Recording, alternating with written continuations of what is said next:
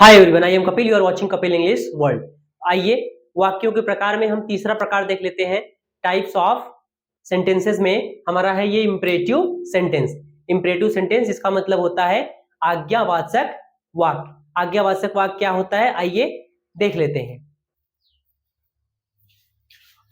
A sentence that expresses command or order is called an imperative sentence. वाक्य जो आज्ञा या आदेश को व्यक्त करता है उसे आज्ञावाचक वाक्य कहते हैं। इंपरेटिव सेंटेंस का मतलब होता है आज्ञावाचक वाक्य। इससे क्या होता है, हम किसी को कुछ करने के लिए आदेश देते हैं या मना भी कर सकते हैं। इसमें ये हमारा दो प्रकार से हो सकता है, एक पॉजिटिव में हो सकता है, एक हमारा निगेटिव में। इंपरेटिव सेंटेंस हमारा दो प्रकार का भी हो सकता है। आदेश हम एक कहेंगे करने के लिए, एक कहेंगे ना करने के लिए कोई काम। इस प्रकार हम कह सकते हैं कि हमारा इंपरेटिव सेंटेंस भी दो प्रकार का हो जाता है, एक अफर्मेटिव होता है इंपरेटिव सेंटेंस, एक निगेटिव इंपरेटिव सेंटेंस। तो इंपरेटिव सेंटेंस कोई आपसे पूछता है क्या होता है, इंपरेटिव सेंटेंस का मतलब होता है आज्ञावाचक वाक्य।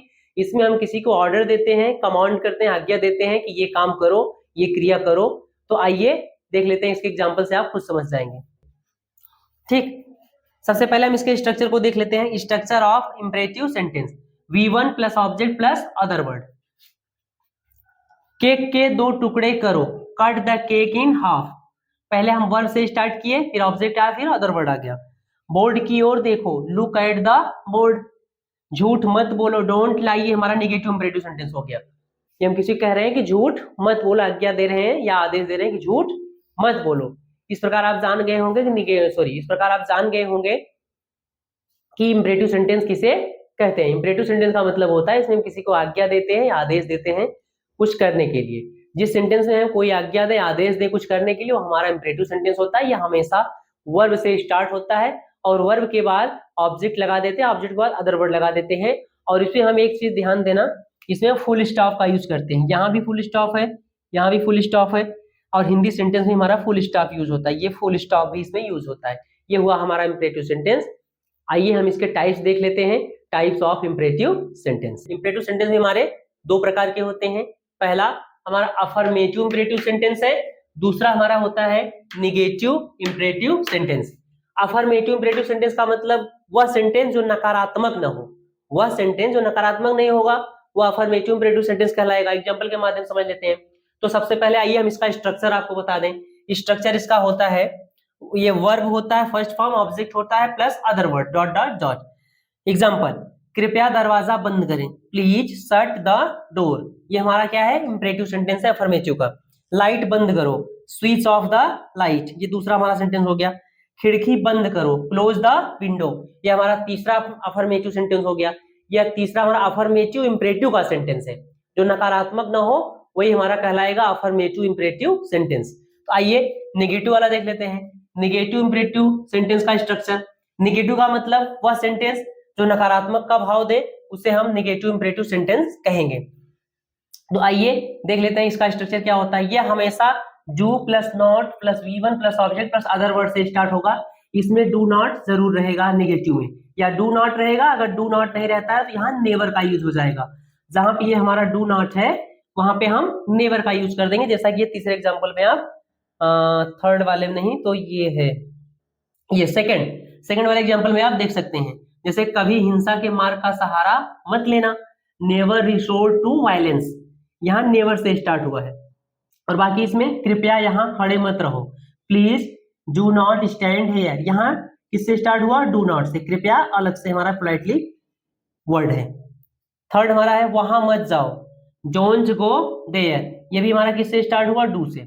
ठीक है, और उसके बाद नॉट आ गया, V1 आ गया प्लस अदर वर्ड आ गए, जो भी होते हैं, या तो ऑब्जेक्ट आएगा या तो अदर वर्ड आएंगे। ये हुए हमारे टाइप्स ऑफ इंपरेटिव सेंटेंस। यदि आपसे कोई पूछता है कि इंपरेटिव सेंटेंस कितने प्रकार के होते हैं तो आपको बताना है इंपरेटिव सेंटेंस हमारे दो प्रकार के होते हैं। पहला हमारा अफर्मेटिव इंपरेटिव सेंटेंस होता है, दूसरा हमारा निगेटिव इंपरेटिव सेंटेंस होता है। Guys, in this video we will teach you about definition of exclamatory sentence. Types of sentences का हमारे चौथा प्रकार है, इसमें हम एक्सक्लेमेटरी सेंटेंस के बारे में बताएंगे।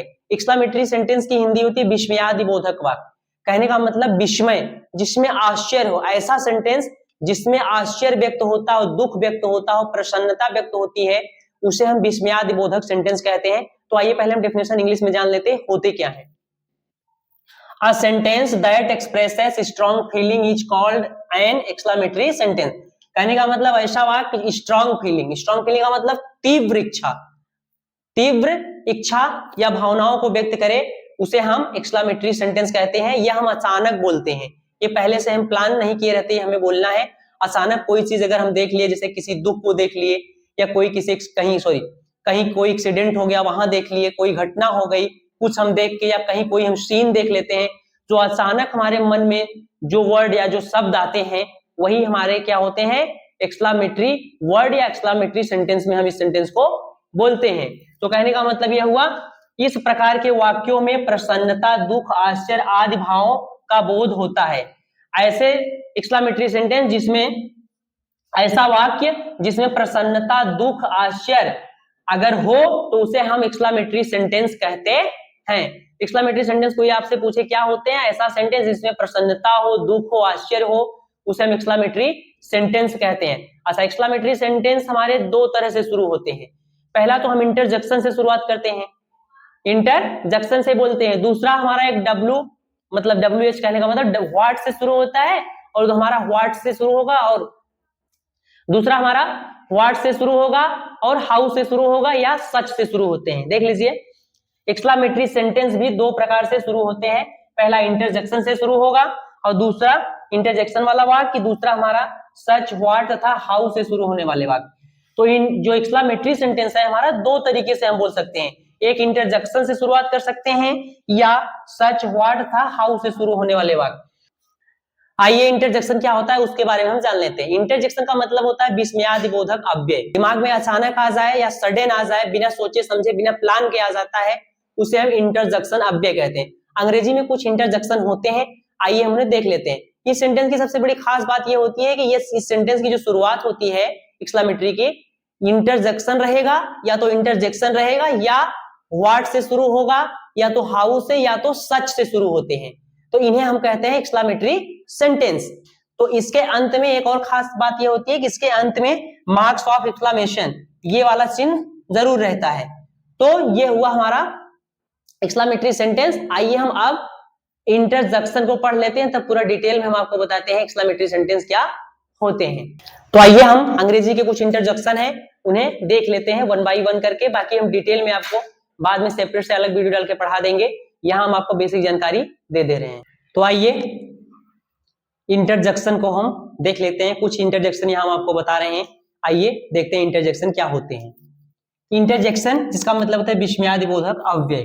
जैसे पहला हमारा है आह, इससे हम आश्चर्य, आनंद, दुख, पसंद, नापसंद को व्यक्त करते हैं। ओह, इससे भी हम आनंद, दुख, विस्मय, निराशा को व्यक्त करते हैं। आउच देख लेते हैं।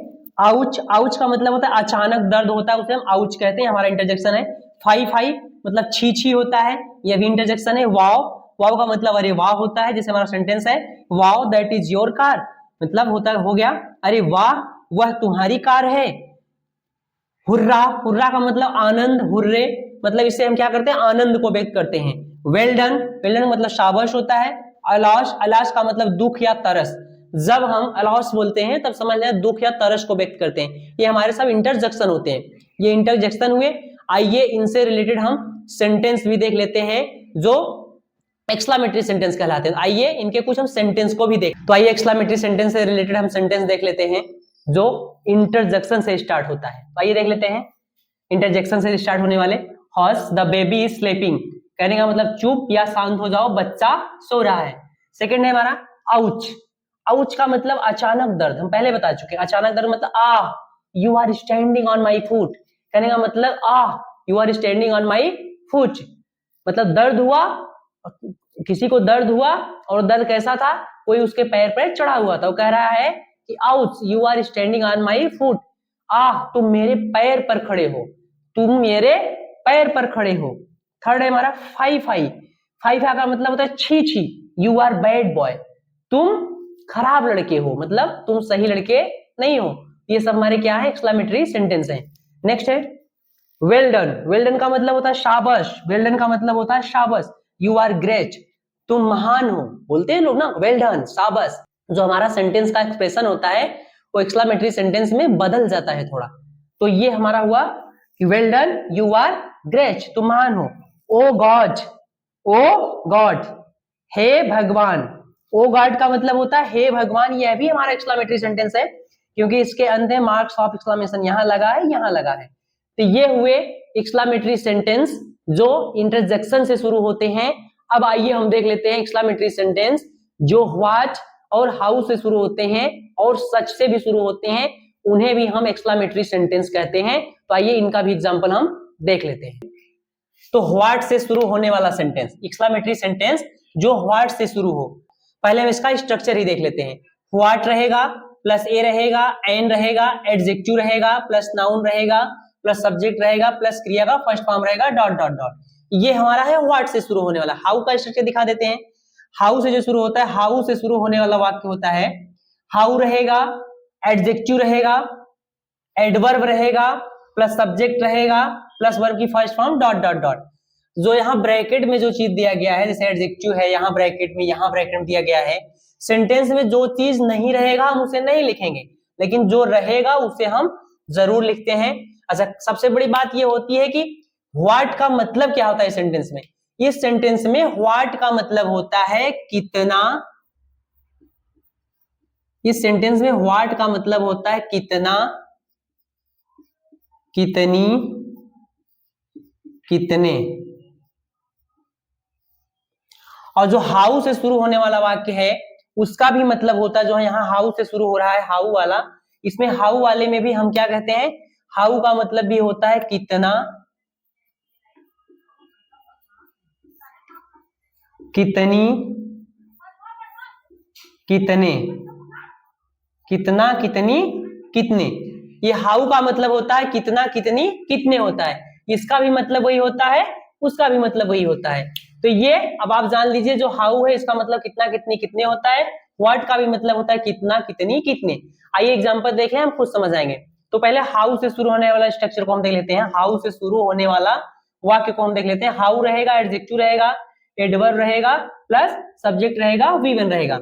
अच्छा, ये खासियत ये होती है जो सेंटेंस व्हाट से शुरू होंगे उसमें नाउन जरूर आएंगे, उसमें नाउन जरूर मतलब संज्ञा जरूर रहती है। अगर संज्ञा ना हो, अगर संज्ञा ना हो तो वह सेंटेंस हमेशा हाउ से शुरू होता है।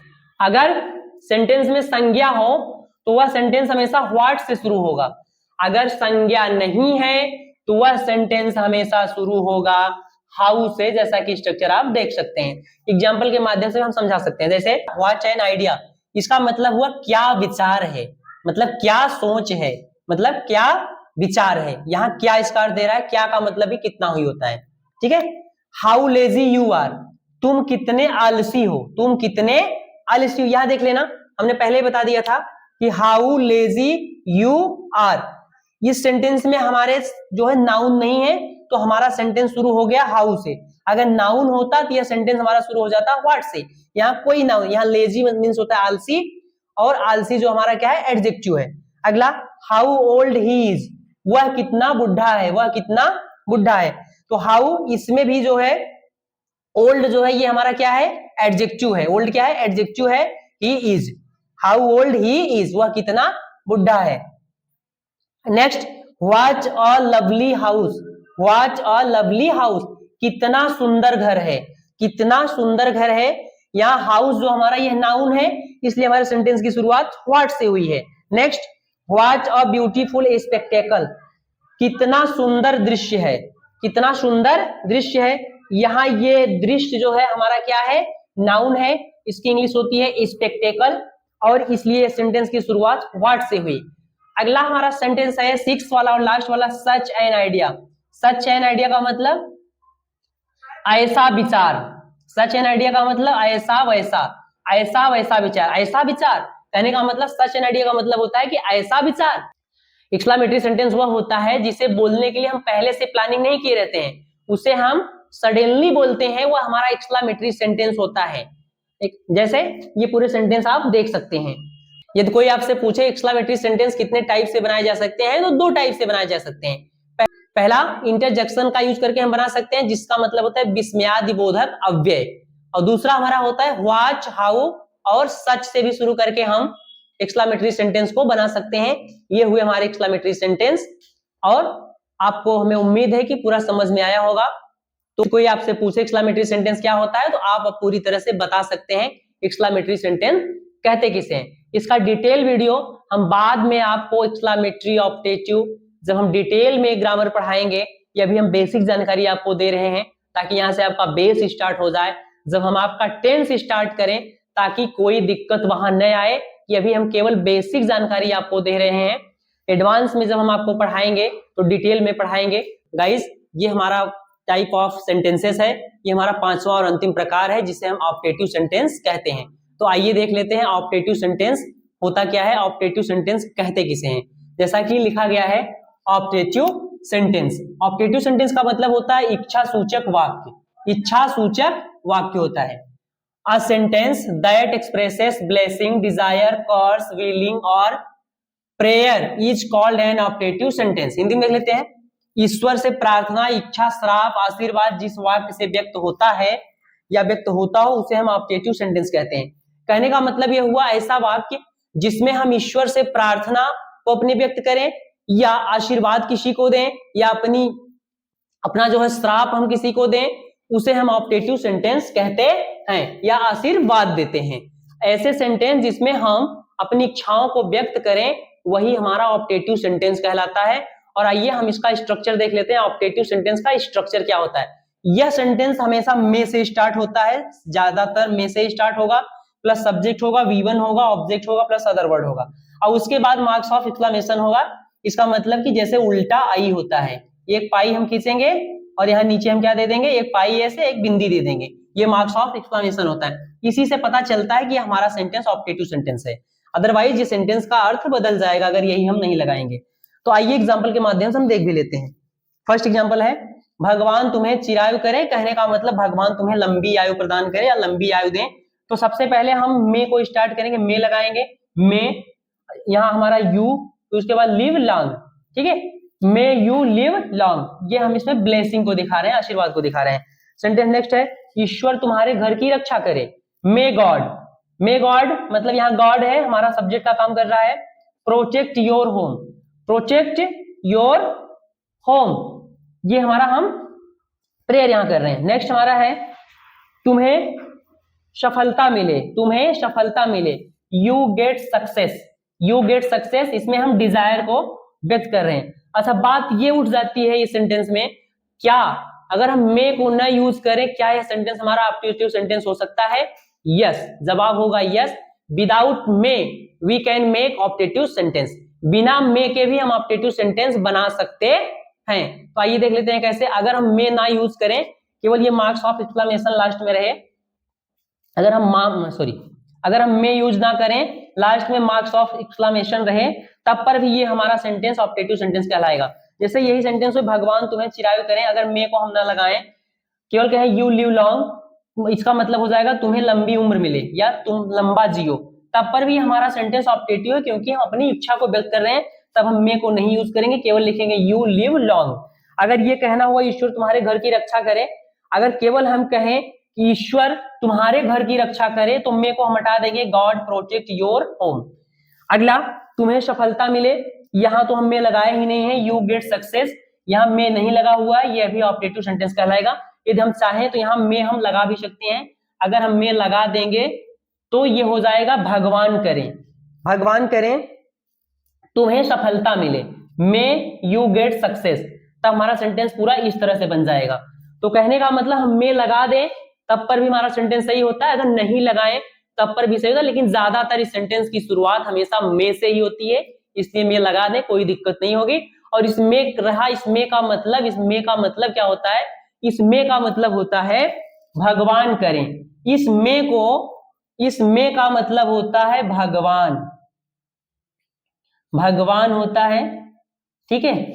भगवान करे तुम्हें लंबी आयु मिले, भगवान करें, इसमें का मतलब होता है भगवान करें। यहां ये मे गॉड लिखा है, इसका भी मतलब होता है भगवान करें, ईश्वर तुम्हारे घर की रक्षा करे। तो मे का मतलब क्या हो गया?